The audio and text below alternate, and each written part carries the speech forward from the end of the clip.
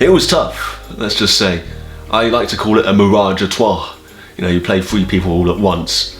I had to make up different attitudes for these characters to make them stand out from each other. So one was very afraid of dying, the other tried to bargain, and the other was more faithful in that matter. So honestly, it was easier than I thought it'd be, because I love playing these characters.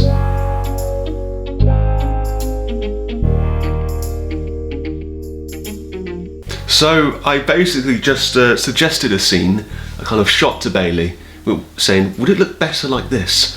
And it was so good, I guess, he let me operate the camera myself to shoot the scene, with Stan obviously playing the rugby part. So it was, honestly, it happened like that, and I'm very thankful.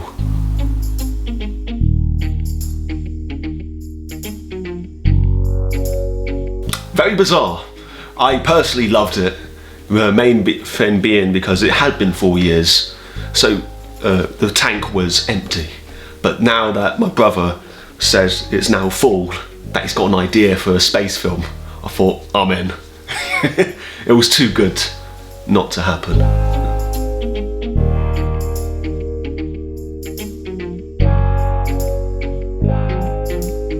So it was definitely with the weather environments, because we prominently filmed this outside. It was strange not knowing what it was going to be like with the rain, disrupting all of our shoots, and wetting my mask, you know, per se. It would have been very difficult.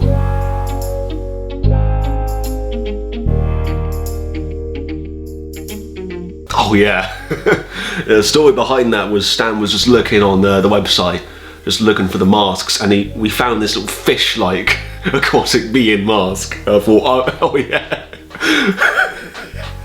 I burst out. I thought I'm in.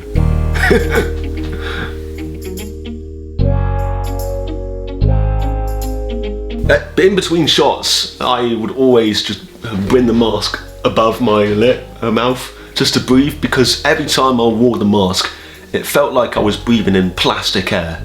You know, this stingy kind of aroma that really struggled my breathing. So I had to take it off every time. It was too much at some points.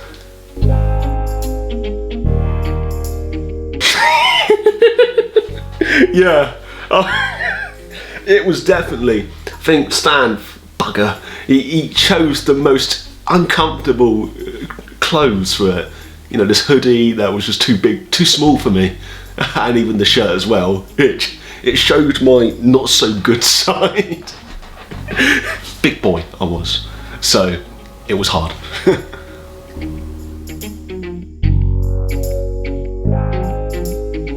Rowan Atkinson, first one that really inspired me, with all his physical acting, the way his body moves, and even how he rarely talks. You know, that's what really absolutely inspired me, because during that time my brother and I were watching the Johnny English films, and even though he did talk normally in that, his body language was still present. So he's been a big inspiration for my role as Space Tourist. Would you say Mr. Bean as well? Oh yeah. Oh, a pack of bitch. You know, Mr. Bean. That was definitely the main inspiration.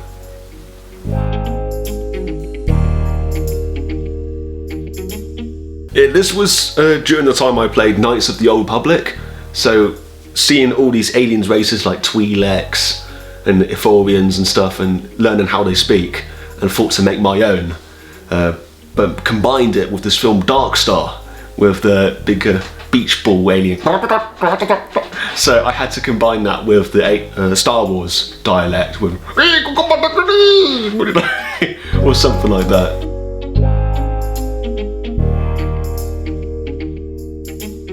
Honestly, no. Ever since Rowan Atkinson was the one I was inspired by, with the body language, it would have been piss easy, to be honest. Mostly due to the fact that it is mostly just me twatting around physically, but with the dialogue, I didn't have to really think much about it because there was so little. So it was easier.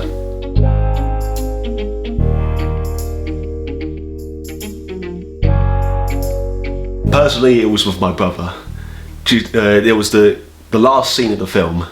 It was where I'm David Battenberg.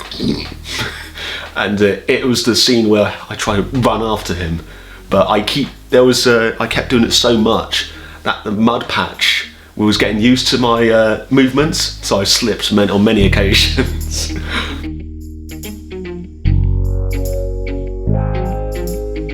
It was the cum shot. So I suggested this to Stan it was the cargo kind of thing, what a ship would have.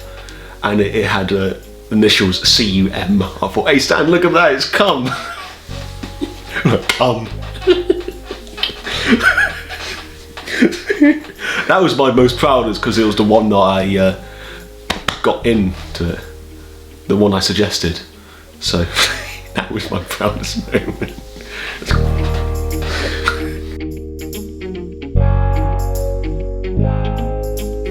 Number one all the way. So, due to the fact we have learned so much throughout all these years and all these filming techniques, we really came out of our shells when it came to Space Tourist. It was my most fun as well because I was the main actor and I didn't die. So that was a big, constant there.